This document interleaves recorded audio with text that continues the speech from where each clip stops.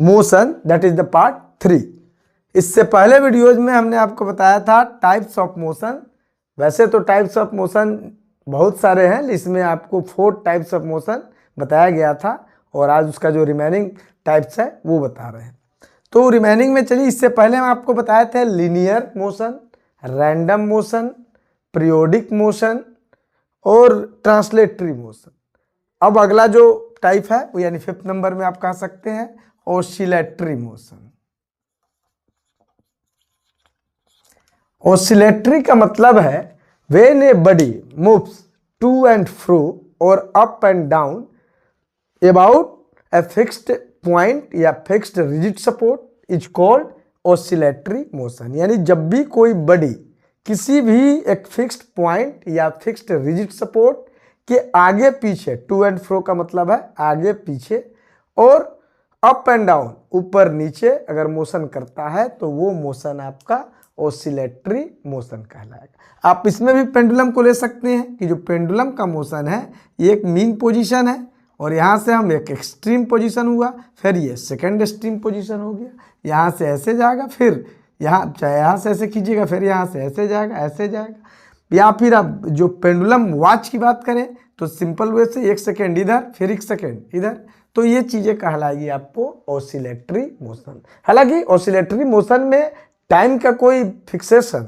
नहीं है, तो पेंडुलम तो टाइम फिक्स रहता है, इसलिए आप पेंडुलम को पीरियोडिक मोशन भी कह सकते हैं, ऑसिलेटरी मोशन भी कह सकते हैं, या ऑसिलेटरी पीरियोडिक कह सकते हैं। कि ऑसिलेटरी इसलिए है कि फिक्स्ड पॉइंट के आगे पीछे कर रहा है, और पीरियोडिक इसलिए है कि 1 सेकेंड इधर फिर 1 सेकेंड इधर हो रहा है। अब आता है आपको 6 नंबर में, चलिए सर्कुलर मोशन, और 7 में है रोटेटरी, और 8 में आपको आ जाएगा एक्सियल। इसे समझिए, सर्कुलर, रोटेटरी, एक्सियल अगर समझा जाए तो सभी सर्कुलर ही हैं, लेकिन थोड़ी बहुत डिफरेंसेज है, इसे समझिए। सर्कुलर का मतलब सीधा कंप्लीट है कि when a body moves on a circular track और circular path is called circular motion. यानी कोई भी बॉडी अगर किसी सर्कुलर ट्रैक या सर्कुलर पाथ पर मूव कर रही है तो वो उसका मोशन सर्कुलर मोशन कहलाएगा। और ये निश्चित तौर पर इसके सेंटर रहेंगे, लेकिन जो मूव कर रहा है उसको सेंटर से किसी तरह का कनेक्शन हो न हो ये इसके लिए मायने नहीं रखता है। जैसे कि वैसे तो जो न्यूक्लियस के बाहर जो न्यूक्लियन पार्ट है जिसमें ऑर्बिट बने हैं, और उस हालांकि ऑर्बिट भी एक इमेजिनरी पाथ है, यहाँ जो इलेक्ट्रॉन मूव करते हैं तो जनरली तौर पर जो ऑर्बिट होते हैं वो ऑर्बिट इलिप्टिकल पाथ में होते हैं, लेकिन जनरली तौर पर मान लिया जाता है कि वो सभी पाथ क्या है, सर्कुलर है। अगर वो सर्कुलर ट्रैक्स है तो निश्चित रूप से इसका एग्जाम्पल आप दे सकते हैं कि the motion of electrons around the nucleus in an atom. यानी किसी भी एटम में अगर ये इसका न्यूक्लियस है तो बाहर जो न्यूक्लियन है, और इस न्यूक्लियन में जो इमेजिनरी पाथ है जिसे आप ऑर्बिट कहते हैं, जिस ऑर्बिट पर इलेक्ट्रॉन मूव करते हैं, तो ये सर्कुलर मोशन हो जाएगा। यानी द एग्जाम्पल के तौर पर दे सकते हैं the motion of electrons around the nucleus in an atom is example of circular motion. अब आइए रोटेटरी। रोटेटरी भी सर्कुलर कर सकता है, कोई दिक्कत नहीं है, लेकिन फिक्स्ड एक्सिस हो जाएगा। यहाँ आपका फिक्स्ड एक्सिस हो गया, जैसे मान लीजिए कि एक हमने एक्सिस फिक्स कर दिया, इससे एक रस्सी से इसमें एक या वायर लगा दिया, और तब उस वायर को पकड़ के हम चारों तरफ से रोटेट कर रहे हैं, तो ये हमारा हो जाएगा रोटेटरी। अर्थात कि ये भी एक सर्कुलर ही है, लेकिन इसमें क्या है कि इसके सेंटर से आप हमेशा कनेक्टेड है।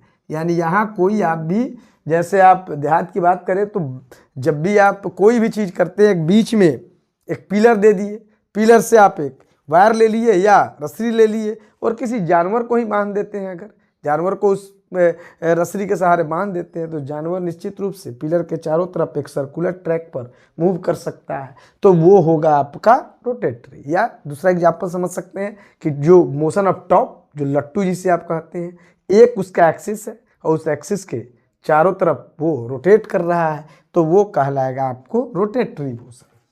मतलब ये भी सर्कुलर है, लेकिन इसमें है कि सर्कुलर है, लेकिन इसके सेंटर से जो मूव कर रहा है उसको किसी तरह का कनेक्शन हो भी सकता है और नहीं भी हो सकता है। लेकिन यहाँ कन्फर्म है कि जो सेंटर पर कोई भी एक एक्सिस होगा और एक्सिस से उसका कनेक्शन होगा तब सर्कुलर पाथ पर करेगा, ये रोटेटरी कहलाएगा। यानी डिफिनेशन के तौर पर बताएंगे, when a body moves around about a fixed axis is called rotatory motion. अब आइए एक्सियल, ये भी सर्कुलर है, तीनों ही सर्कुलर है, लेकिन नाम अलग है पोजीशन के आधार पर, सिचुएशंस के आधार पर। अब यहाँ देखिए, यहाँ क्या है कि मान लीजिए कोई सर्किल है और ये जो बॉडी है सर्कुलर पाथ पर मूव कर रहा है, जिसका ये सेंटर है, सेंटर से लगाव इस कनेक्शन इसका हो भी सकता है और नहीं भी हो सकता है, इससे कोई मतलब नहीं है। लेकिन यहाँ देखिए, ये जो मार्कर दिख रहा है आपको, ये मार्कर खुद भी अपने एक्सिस पर भी रोटेट करे, अपने एक्सिस पर भी आपको रोटेट कर रहा है और इसका रिवॉल्व भी लगा रहा है।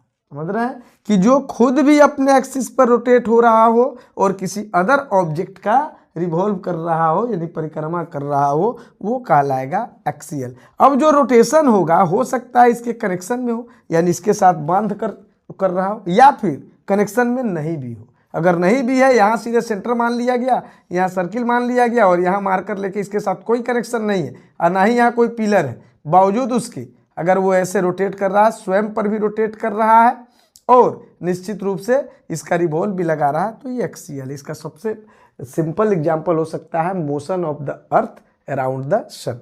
जैसे आप जानते हैं कि जो ये मान लीजिए, हालांकि वो इलिप्टिकल पाथ है, पहले ही बताया कि जो प्लैनेट है वो जो सन का रिवॉल्व लगाते हैं तो उसका प्लैनेट वो क्या है, इलिप्टिकल पाथ होता है, लेकिन जनरल तौर पर हम इसे सर्कुलर पाथ ही मानते हैं। और क्योंकि फार्मूला जब लगाते हैं तो सेंट्रीपेटल फोर्स, सेंट्रीफ्यूगल फोर्स का हम इस्तेमाल करते हैं, तो इसे हम एक सर्किल मान के बनाते हैं।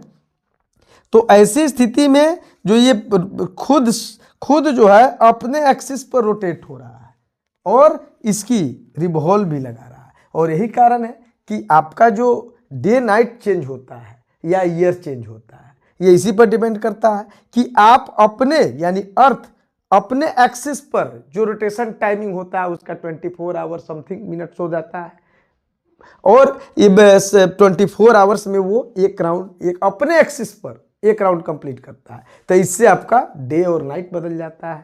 और जब पूरा रिवॉल्व 365 डेज और 6 आवर, 365 डेज हो गया और 6 आवर में ये पूरा इसका रिवॉल्व लगाते हैं, तो इससे क्या बदल जाते हैं, ईयर बदल जाते हैं। तो सबसे अच्छा एग्जाम्पल दे सकते हैं the motion of the earth around the sun, क्योंकि अर्थ स्वयं पर रोटेट, स्वयं के एक्सिस पर, सेल्फ के एक्सिस पर रोटेट करता है और सन का रिवॉल्व भी लगा देता है, तो यही चीज कहलाता है एक्सियल मोशन। तो ये था मोशन और मोशन का, और ये था मोशन और मोशन का टाइप्स तो बता ही दिया कि वैसे तो आप टाइप्स जितना चाहे उतना पढ़ सकते हैं, ये कुछ इंपॉर्टेंट टाइप्स है और आगे जब इसमें पढ़ेंगे तो और भी टाइप्स का अध्ययन करने को आपको मिल सकता है। फिलहाल आगे बढ़ते हैं।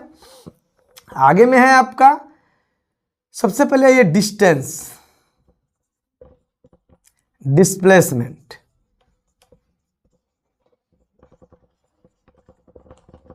स्पीड,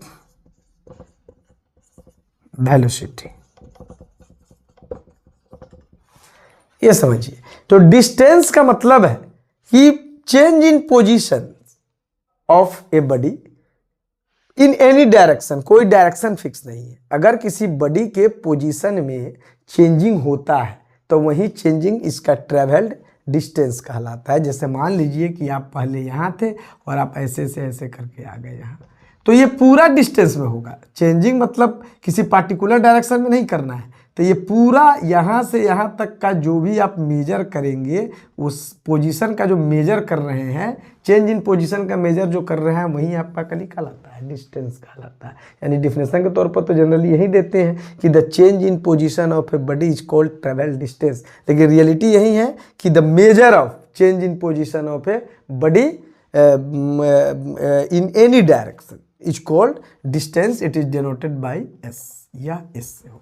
तो ये कंफर्म रखिए कि डिस्टेंस का जब डायरेक्शन फिक्स नहीं है तो हमेशा ये पॉजिटिव ही माना जाएगा, ये कभी निगेटिव भी नहीं होगा और ये कभी जीरो भी नहीं होगा। दोनों स्थिति याद रखेंगे कि डिस्टेंस सिर्फ और सिर्फ पॉजिटिव होगा, वो निगेटिव भी नहीं होगा।